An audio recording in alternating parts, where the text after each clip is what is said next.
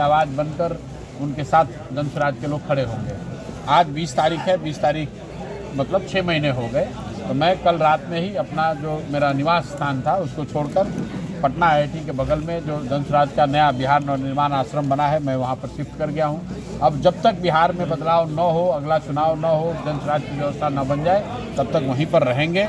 वहीं से जनसुराज का संचालन, जनसुराज के कार्यक्रमों का संचालन होगा।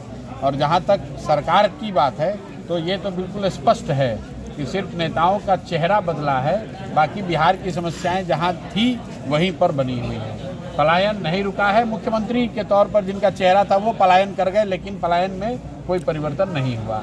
1 करोड़ रोजगार की बात कही गई, 6 महीना बीत गया, लेकिन उसमें कोई फर्क नहीं आया।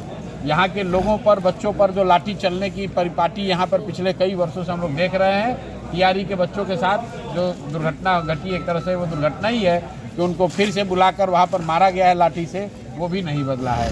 भ्रष्टाचार कम नहीं हुआ। शिक्षा की जो स्थिति थी वही बनी हुई है।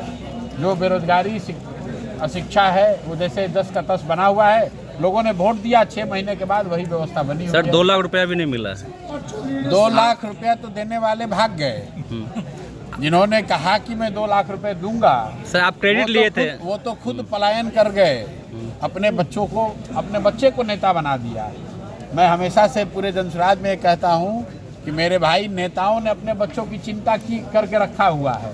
नेता का बच्चा चाहे पढ़ा लिखा हो या अनपढ़, नेता का बच्चा नेता बनेगा, राजा बनेगा। और आपके बच्चे, बिहार के युवा जो पढ़े लिखे हैं, जो संघर्ष किया है, जिन्होंने अपनी हड्डी गलाई है, आपके बच्चे मजदूरी करेंगे, बेरोजगार घूमेंगे, क्योंकि आपने अपने बच्चों की चिंता नहीं की। आपने लालू, नीतीश, मोदी का चेहरा देखकर वोट दिया है, तो उनके बच्चे, उनके परिवार वाले आगे बढ़ रहे हैं। आपने अपने बच्चों की चिंता नहीं की, इसलिए आपके बच्चे बेरोजगार और मजदूर। बिहार का ज़्यादातर युवा बेरोजगार मजदूरी कर रहा है 10-12 हज़ार रुपये के लिए, और बिहार के नेता समृद्धि की यात्रा निकाल रहे हैं। किसकी समृद्धि? समृद्धि यहाँ के नेताओं की समृद्धि हुई है। उन्होंने पैसा कमाया है, यहाँ के अफसरों ने लूटपाट करके समृद्धि बनाई है। बिहार के अफसर इतना पैसे समृद्ध हो गए हैं कि आपके, हमारे बच्चों का जो पैसा लूटा है इन लोगों ने, आपको मैं बता रहा हूँ कैमरे पर, बिहार के बड़े अफसर पटना, दिल्ली में घर जमीन नहीं खरीद रहे हैं, ऑस्ट्रेलिया में, इंग्लैंड में प्रॉपर्टी हासिल कर रहे हैं। तो समृद्धि तो यहाँ के नेताओं का हुआ है, समृद्धि शराब बालू माफिया का हुआ है, समृद्धि बिहार के अफसरों का हुआ है। बिहार के सामान्य लोगों की तो कोई समृद्धि हुई नहीं है।